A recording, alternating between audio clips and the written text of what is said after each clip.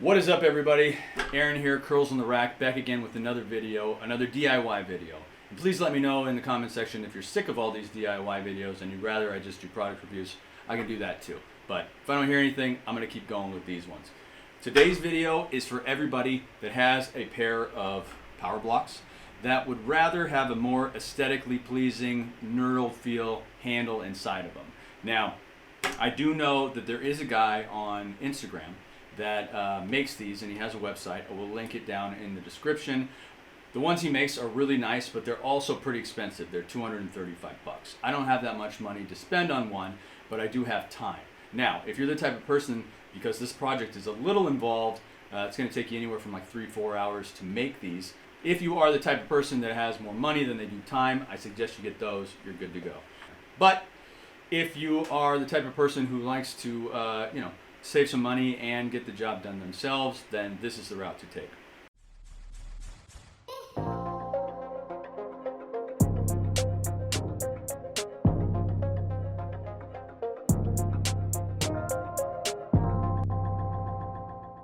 Okay guys, so the first step is to get some dumbbell handles. We need to get some handles. Now, the best way I found to do this, and I got these ones on OfferUp for $10 for the set.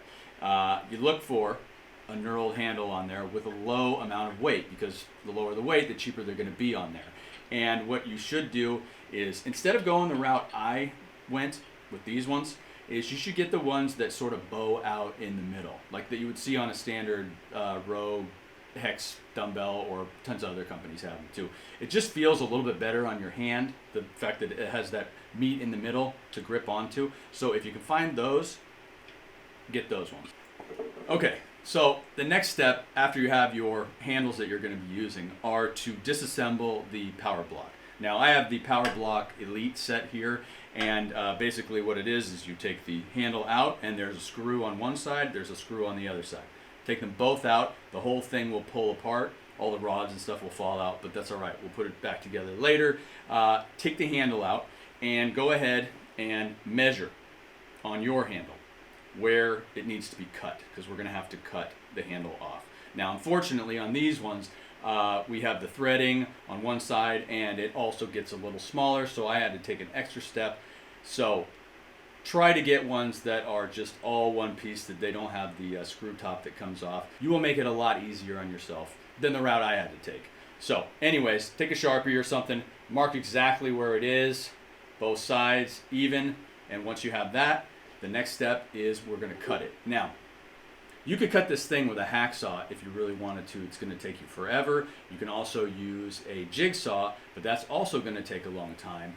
I actually did one side with a jigsaw, and then I said, forget that, and got the grinder out. Now, if you have a grinder is really going to heat up that metal, and it's going to slice through like butter once this thing gets hot. But be careful, it's going to get really hot.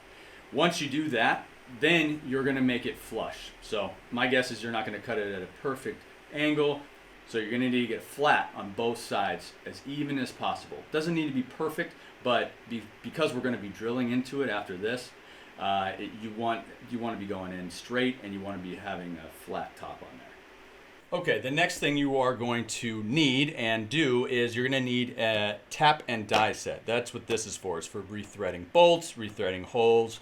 You can pick these up for like 25 bucks. Comes with everything you need.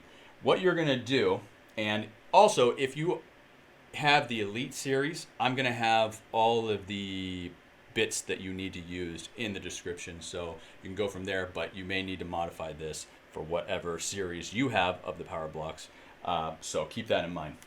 What you're going to do is you're going to take the screw out that holds the handle in on both sides.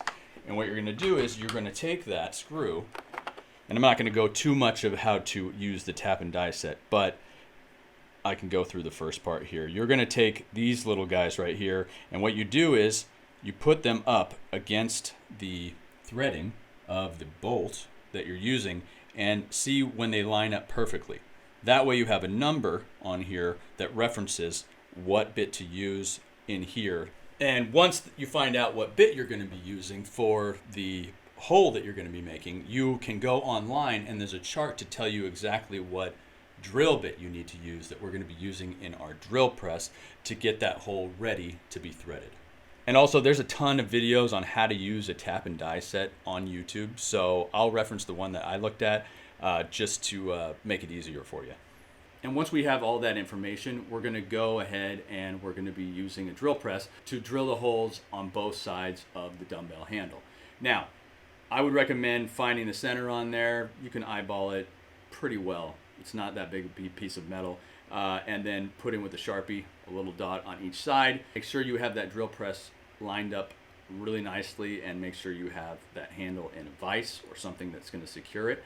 And then what you can do is you can take the screw and you can measure it. So you know exactly how much you need to go down into the handle and drill. You don't over drill it, you don't under drill it.